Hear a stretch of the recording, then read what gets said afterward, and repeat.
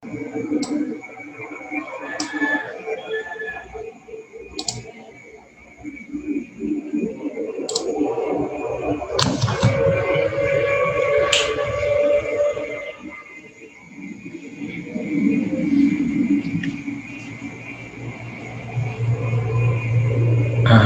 morning, ma'am. I'm Regal Kenneth from 2 Alpha. Honduras yung country na i-report ko po ngayon. Honduras is located from Central America by the Republic of Central America or tinatawag din na United Province of Central America. Kung saan po yung SICA is dati rin pong samahan po, dati po nilang samahan na kung saan po ito po yung nasira na organization po nila.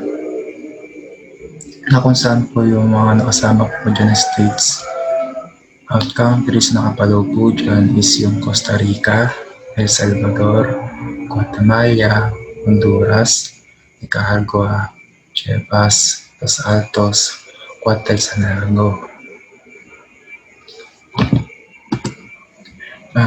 Naging independence din po yung Honduras dahil po sinakop din po sila ng Spain, First Mexican Empire, and then ng Federal Republic of Central America nga po.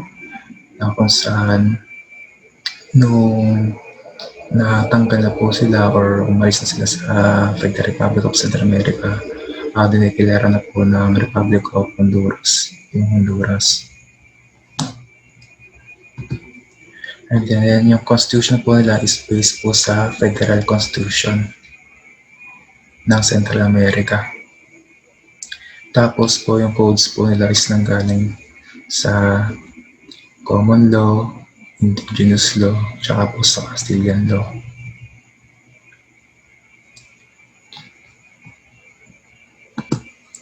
And then, yung sa Itapartidas po is gawa po ni King Don Alfonso na ito nga po yung sinakop po sila ng Spain.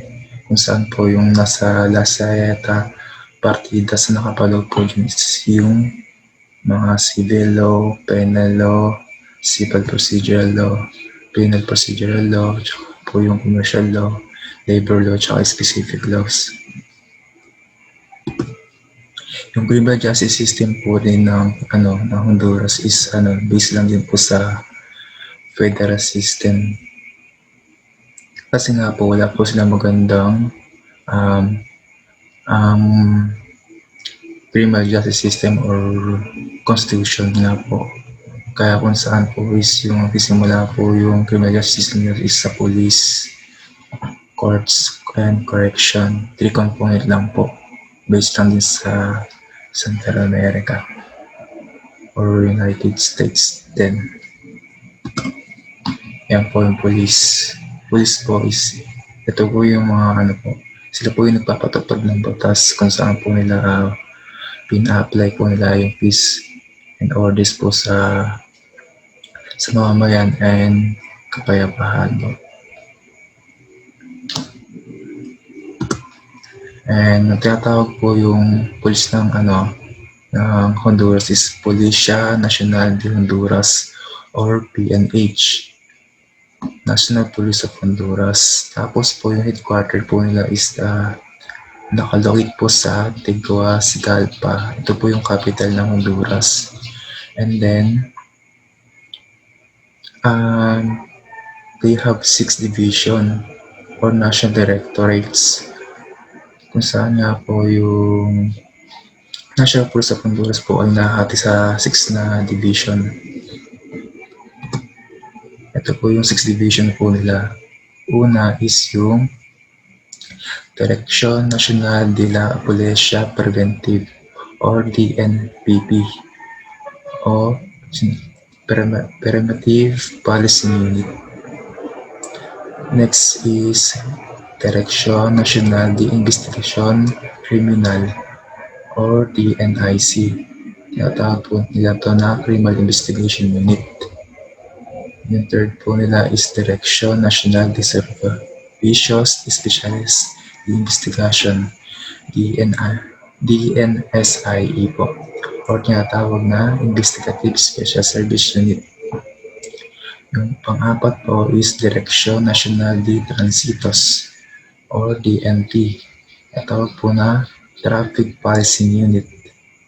And then yung pang-lima po nila is Dirección Nacional de Servicios Especiales Preventivos, DNSEP, o tinatawag po na Preventive Special Service Unit. And then yung lastly is yung Sistema de Educación Policial, or SEP, o tinatawag na Police Education Unit. Meron din po silang special units. Ito po, ang una nilang special unit is yung Comando de Operaciones Speciales, o tinatawag na CUECO, or Special Operation Command, o mas kilala sa tawag na COBRAS. And then yung pangalawa po is Tropa de Inteligencia y Grupos de Respuesta Especial de Seguridad, o Tiger, or mas kilala rin po na Intelligence Troop and Special Security Response Groups, or mga Tigers. And the lastly is yung Direction Policial de Investigation, or yung DPI, Police Direction of Investigation.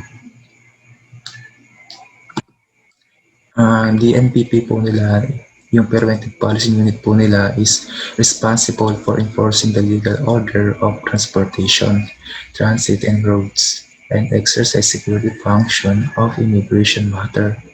Ito po yung mga po nila, patrol. Nagpapatrol po sila sa seguridad ng walang community gamit po yung kanilang patrol car, tsaka po yung helicopter. O tinatawag din po ito yung helicopter nila is Falcon. And then meron din po silang kasama nakapaloob din po pala din yung combat crimes na naka-rated sa mga organized crime group, katulad po ng smuggling, fraud, or tax evasion, and illegal trafficking of arms, drugs, and rin po sila implement ng Bulls Control Tax. Next po yung DNIC, or mas kilala sa Criminal Investigation Unit. Ito po ay responsible sa investigation major crimes such tulad po ng homicide, sexual assault, domestic violence, arson, robbery, and burglary. So, sila po yung namamahala po dyan sa pag-imbestiga pag may naganap na ganyan po. Next po yung DNSE, Investigative Special Service Unit. High special and trained to identify limited fraud through witness canvasses, statements, and field interview, investigation, a live field check, clinic inspection, and neighborhood canvas. So ito naman po yung namamahala sa paghahanap po ng taong nangukuha ng identity ng ibang tao or iniisahan ibang tao. Sila po yung panglaban nila itong DNSCI. Siya po yung naghahanap sa tao na nanloloko po through online po. And then next is yung DNT, mas kilala sa Traffic Policy Unit. Sila po yung responsible sa safety po ng public road.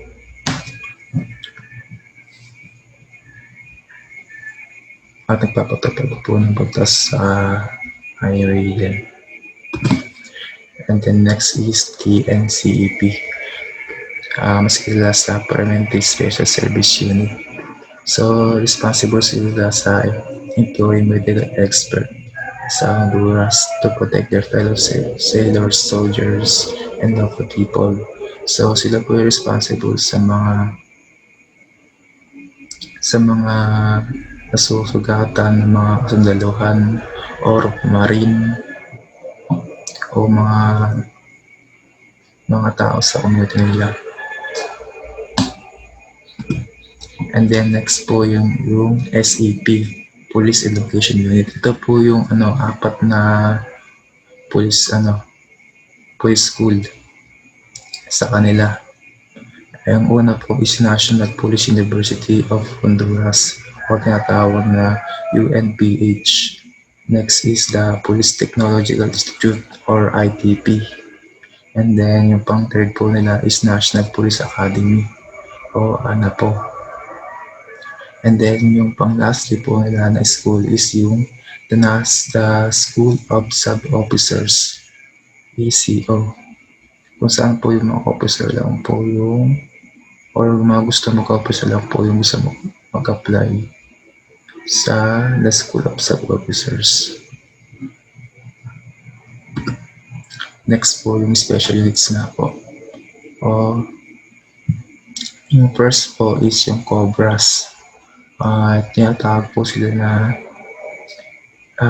mas kilala sa elite unit or SWAT. Tuwag po nun. Honduras police agents skilled in managing riots and disturbances, sniper shooting, and tactical special operation. So sila po yung nagmamanage po ng mga riot sa mga daan din for protecting government and sniper and then tactical and special operation. O mas kailangan rin po sa SWAT sa atin. Then, pangalawa, Tigres counters both organized crime work with judges and public prosecutors. So, sila po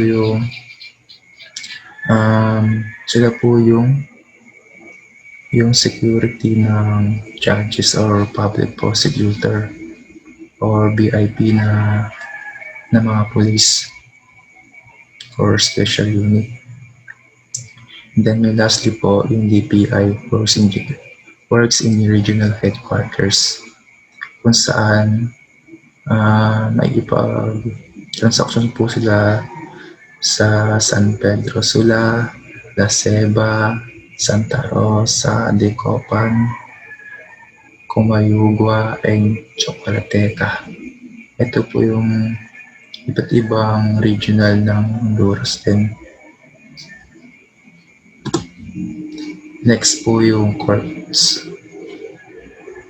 or court ng Honduras. Kung saan po dito po lilitis yung mga kriminal at tinidepensahan ng mga abogado, ng mga nakasuhan. At ito po siya inaatulan kung saan nagbabase po sa ebidensya na makakalap ng mga kapulisan. Yung courts. Yung una po yung courts is yung Korte Suprema o tinatawag na Supreme Courts. Next, Korte de Apelaciones. Korte de Apelaciones, mas kilala sa Court of Appeals. Next, Juzgado de Letras, mas kilala sa Court of Letters or First Instance Courts. Next, Juzgado de Paz, or mas kilala sa Court of Peace o Minor Courts Justice of the Peace. Next, Corte Apelaciones y lo Contencioso Administrativo o mas kilala sa Administrative Appellate Court. Next is yung Tribunal Superior de Cuentas o mas kilala sa Court of Audit. Next, yung Corte de Apelaciones de Trabajo, Trabajo, Labor Appellate Courts. Next, yung lastly po is Tribunales de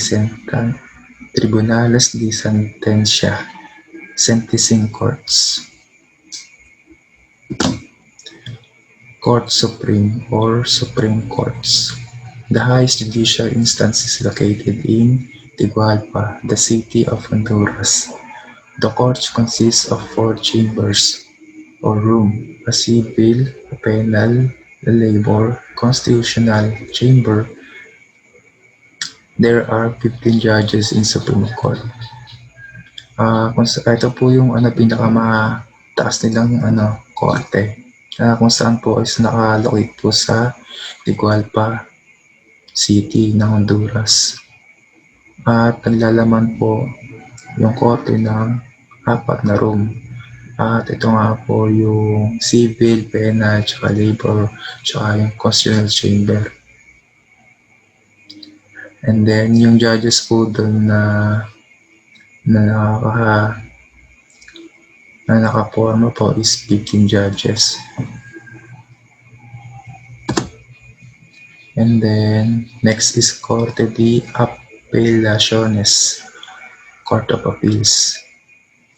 The Court of Appeals is located in the main province. Here appeals from the first instance court. There are 3 judges with 1 attorney, should be at least 25 years old. A court hearing appeals from decision of lower courts. The judges of appellate court are appointed by the Supreme Court. Ito naman po yung Court of Appeals is nakalagay po sa province nila. 3 lang po yung judges na nakatoka po doon. At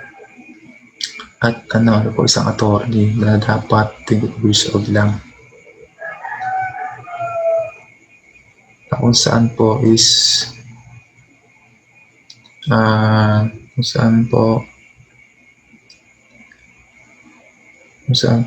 pinapakinggan po nila yung decision na nanggaling po sa lower court na case. At sila rin po ay nilagay lang ng Supreme Court na nag-a-appoint lang po sa kanila doon. Next is yung Juzgado de Letras, Court of Letters, or First Instance Court. There are 67 courts of first instances in Honduras spread over the Honduras territory. O mas kilala nga rin po ito sa trial court. The judge sitting on the court of first instance are therefore competent to hear both civil and criminal case. Ito po, kung saan po yung judge lang po is nakaupo, pinapakinggan po yung dalawang panig. Yung biktima o yung naaakusahan. And then, yung judge daw po kailangan lang din po 21 years old na may degree holder of juridical science. Juridical science. Next is Juzgado de Paz or Court of Peace. O mas kilala rin sa Minor Court, Justice of the Peace. The Justice of the Peace are local courts that will only try on minor cases. So sila po yung mga pang-trial minor case lang. The judges are appointed by the Court of the First Instance. So appointed lang din po sila ng Court of First Instance na mas mataas po sa kanila. Their legal duties encompass the standard judicial tasks such as issue an arrest or search warrant, performing marriage ceremonies, handling routine traffic offense, determining problem cause, posting fines, conducting. So sila po yung nag-i-issue ng warrant of arrest pag kailangan po. And sila rin po yung nagkakasal sa mga tao.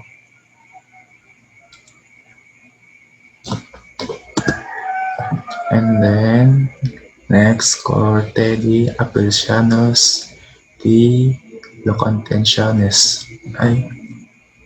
Corte de Apelaciones de lo Contencioso Administrativo at mas kilala sa Administrative Appellate Court or Appeal Record. The court does not conduct trials. The court in effect sits as appellate court and review the record. Consider the proof of the party as see or argument and rights decision. Kung saan po itong mga judges lang po is hindi po sila nagkakonduct ng trial kung saan lang po nire-review po nila yung mga mga record na mga last or mga cases na nakahain sa kanila. Then yung next is yung Tribunal Superior de Cuentas or Court of Audit. The Court of Audit is an administrative tribunal with financial jurisdiction that oversees the management of public fund. So sila po yung korte na namamahala sa public fund ng Honduras. Next is yung Corte de Apelaciones de Trabajo, Labor Appellate Courts. Unfair labor practices, illegal dismissal or position, and non-payment of benefits are initially resolved by Labor Appellate Court. So sila po yung namamahala naman sa mga hindi patas o illegal na mga hindi nagbabayad na kumpanya sa mga trabahador po nila. Diyan po kayo lalapit. Next is yung Tribunales de Sentencia o mas kilala sa Sentencing Court. A sentence is the penalty ordered by the court. Generally, the primary goals of sentencing are punishment, deterrence, incapacitation, and rehabilitation. So, sila naman po yung nagsasentence ng mga parusa ng isang nagkasala. So, dyan po, sa korte na po na yan. Then next component po ng criminal justice mo nila is correction. Ito naman po kung saan po nire-rehabilitate yung mga kriminal pag nagkasala. At depende rin po sa kanilang mga cases. And then pagkatapos po ng sentence po nila, makakalayan po sila. Mare-reform na po ulit sila sa community. Prisons. Yung po nila, yung prisons nila is naka-divided po sa tatlong grupo. Kung saan ito po yung mga maras, pesetas, payasas. Kaya po naka-divided po kasi yan dahil po sa mga gangs. Kasi po laganap po sa lugar, sa bansa, sa country po nila yung mga gangs na kung saan po nagpapakatayan or pinapatay yung mga kabataan dahil nga po sa mga illegal drug trafficking na kung saan po is nasasangkot po yung mga law enforcer at mga ibang government na kung saan po is na nag-reform or pinatalsikin po yung mga matataas na mga law enforcer ng mga Honduras at tinanggal po lahat yun. Nasa 100 plus po ata sila. And then nag-reform nga po yung pulisya po nila at nagtayo po ng panibagong mag-iimbestiga po dito. Ito po yung yung kaninang DPI na tinayo po nilang panibagong pag-iimbestiga sa kaso na yun. Kasi kasi po yung local na pulisya talaga, yung totoong pulisya is hindi kaya i-manage dahil po sa mga gangs or binabayaran po sila. Then, ito nga po yung MARAS active gang members. So, yung MARAS po is prisoner na para lang sa mga active members ng gang. Next, yung pesetas. Yan naman po ay para sa mga former ng mga gang members. May mga totoo-totoo, yan po yung mga former. Tapos, next, yung lastly po is yung payasas. Ito naman po yung mga hindi pa nagiging gang member or nakulong. Dito po sila, nakahiwalay po sila. Ito naman po yung bagong tayo nila ng government nila or bagong prisoner. Tinatawag po ito na La Tolva Prison or mas kilala sa Hooper Prison. Ito po pinaka sobrang higpit po ng bantay po dito. Maximum Security Military Police Prison na kung saan na po is yung mga taas na former gangs is nilipat nila po dito na Honduran government decided to implement maximum security prison inspired by American Supermax model. Ito po ay na-implement po ng government ng Honduras naka-base lang sa American lang din. Natawag na Supermax. May tatlong enforcer po yung organization po ng Honduras. Una is yung Policía de Transito o Transit Police, a police force in charge for automobile transportation. They take care of car crashes, parking violation, and other impediment. So sila po yung traffic enforcer. Sila po yung namamahala sa mga aksidente or illegal na parking. The next is yung Direction General de Investigaciones Criminalistic, DGIC, the agency that takes up forensics and drug enforcement. So sila po yung namamahala naman sa mga foreign or forensic. So parang so ako ganun. And then Comando de Operaciones Specialist.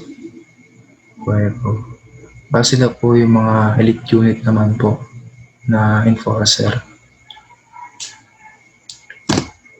Next, yung past law enforcement po ng Honduras din is yung armed civil guard na ni-reform po ng ang dating president nila na si Ramon Villeda Morales nung panahon po niya. And then next is yung Departamento Nacional de Investigaciones, DNI, National Investigative Department, Historical Secret Police Organization. Ito po sinasabi kong bagong na-reform ng police organization na kung saan nga po is secret lang po yan, police organization. At sila po yung nag-iimbestiga sa nangyaring paluktot na pagpapatupad ng batas ng mga naunang police na napatalsik po.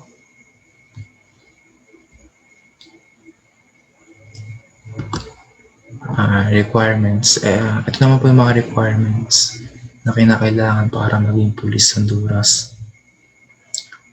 Kailangan daw po una is Honduras citizen muna or yung mag-a-apply.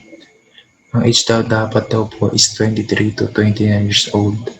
Pareha sa lalaki at po sa babae. Yung height po nila dapat is 5'7" para sa lalaki. Babae naman po is 5'5". Dapat kailangan din po marunong sila magsalita ng Spanish at English.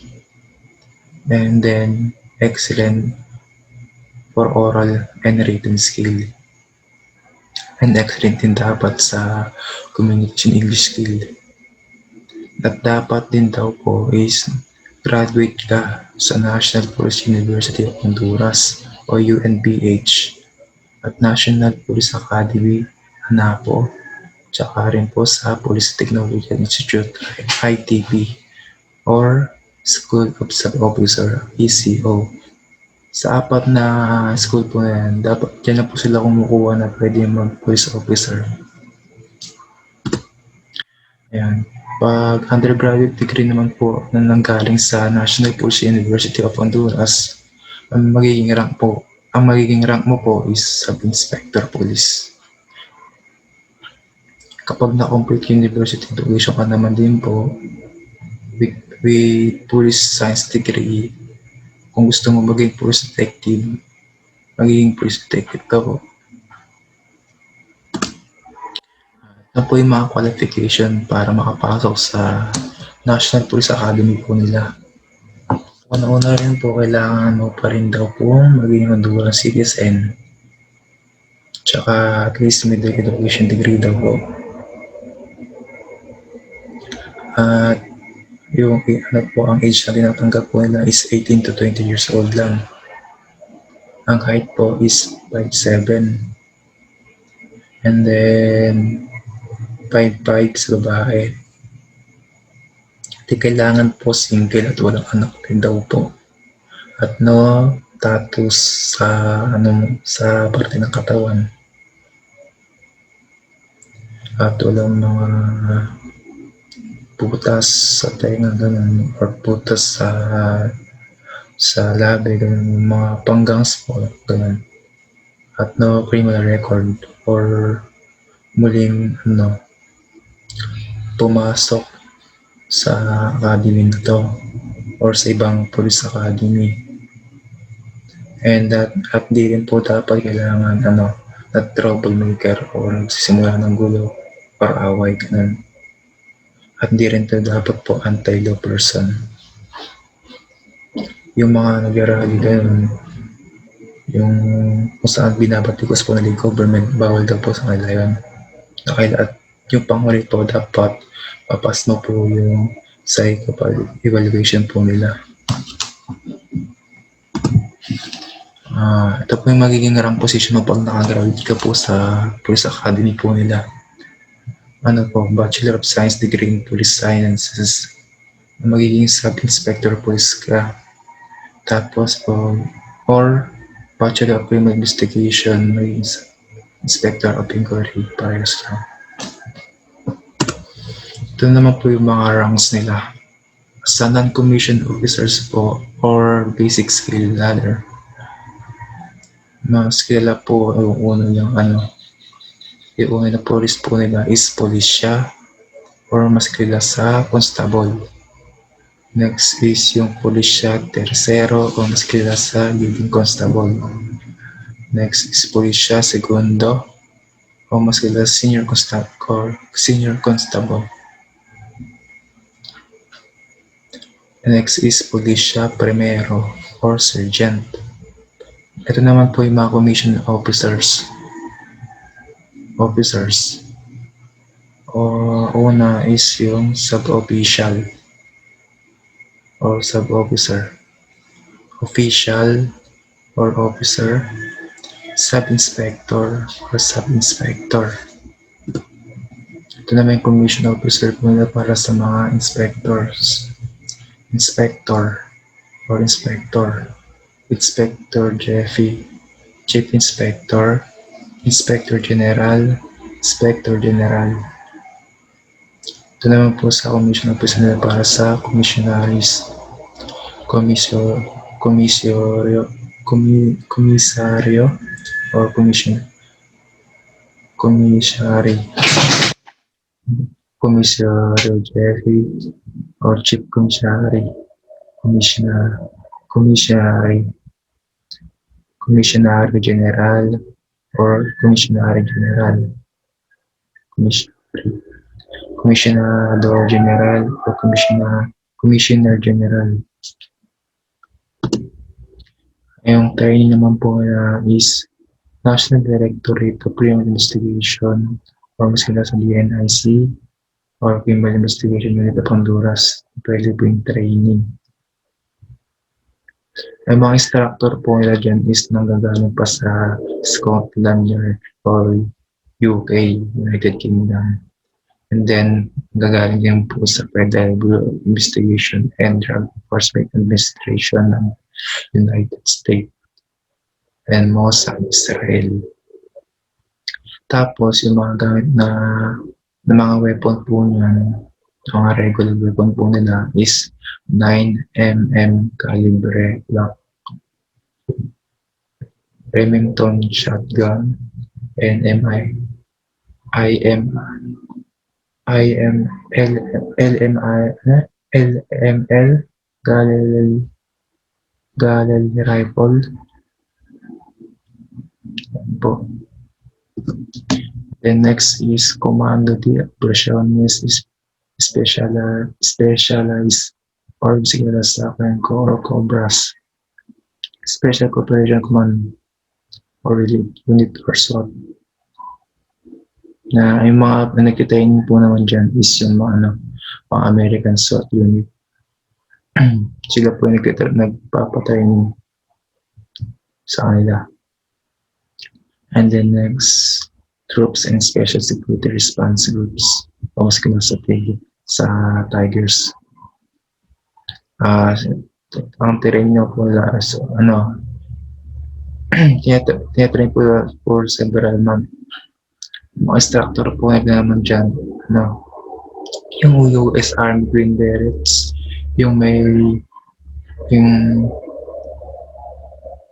mga nakasaludo po, yan, sila po yan. A member of Jungles Unit from Colombian National Police. Ayan po yun, yung picture po sa baba, yan po sila, yung Jungles Unit. At support din po ng US government. Unique system of policing po nila is yung, para sa akin po, is yung 911. Kasi po, isang tawag mo lang po sa kanila, ay darating na po agad sila. And po, yung improvement po nila is yung 911. And then next yung CEPOL, wider rule of law case management system, which uses a modern web application that allow relevant institutions to record reported crimes and cases as they are processed through the criminal justice chain variant. So, yung pinaganda naman po nito is yung system po na to is modern web application kung saan ito nakarecord po na report na kahit na malayo.